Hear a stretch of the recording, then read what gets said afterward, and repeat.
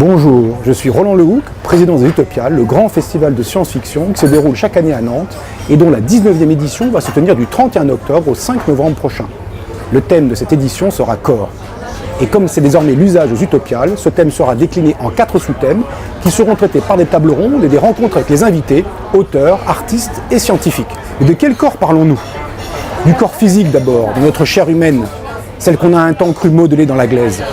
La science-fiction s'est emparée des corps, les a magnifiés dans les surhommes, craints dans les mutants, réifiés dans les cyborgs et les androïdes, ou aliénés dans ces dystopies. Notre pouvoir sans cesse croissant sur la matière finira-t-il par résoudre nos problèmes ou au contraire causera-t-il notre fin?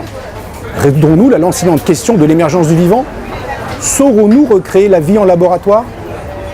Issus de la matière inerte et promis à un retour à la poussière, nous sommes déjà capables de nous projeter dans un corps virtuel à l'intérieur de la noosphère ou dans la machine. Interface haptique, sexe ou opération à distance, nous envoyons aussi nos yeux et nos mains sur d'autres planètes. Depuis longtemps, la science-fiction fait de l'esprit dans la machine la dernière frontière de l'humanité, bien avant l'espace. La création ex nihilo de ces cosmos invisibles est-elle la manifestation ultime d'un désir dévorant de contrôle, ou n'est-ce qu'un autre terrain de jeu pour apprendre, vivre, aimer et rêver peut-être? Et si après la mort de notre corps physique, nous prenons possession d'un autre, psychique celui-là? Télécharger définitivement la conscience dans un support artificiel est annoncé comme un espoir d'immortalité. Le transhumanisme semble déjà prêt à accoucher d'une humanité nouvelle. Mais qui aura accès à ces promesses? N'est-ce pas l'un des ultimes avatars du libéralisme qui se profile?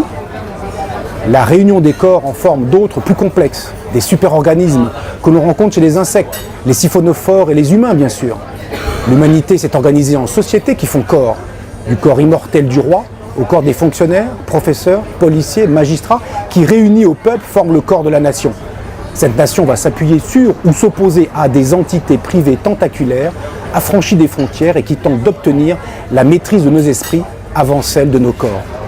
L'humanité réussira-t-elle enfin à utiliser intelligemment les systèmes qu'elle a créés pour se concevoir collectivement? La science-fiction est une passerelle fictionnelle que bâtissent les auteurs pour mieux interroger notre présent. Cette année, les auteurs, artistes, scientifiques et essayistes arpenteront avec vous ce pont pour mieux nous apporter leur vision prospective et humaine en ces temps incertains.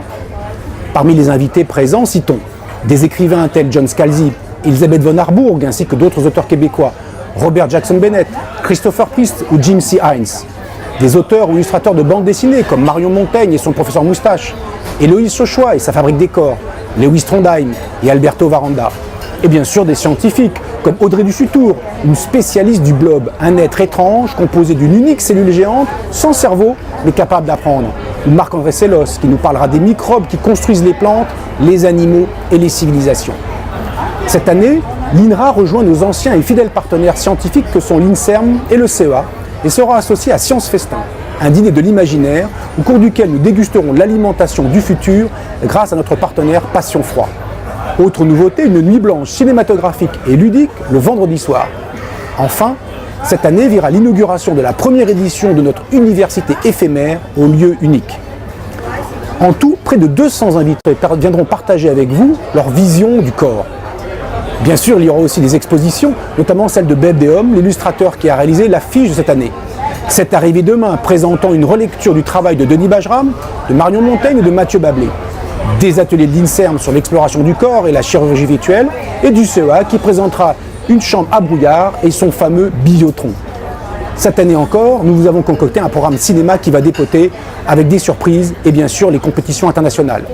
Et comme toujours, le pôle ludique, vous pourrez pratiquer jeux vidéo, jeux de plateau et jeux de rôle, ou encore visiter la plus grande librairie de la galaxie. Voilà, j'espère que cette année encore, vous serez nombreux à venir à Nantes, du 31 octobre au 5 novembre, pour célébrer avec nous le 19e Utopiales.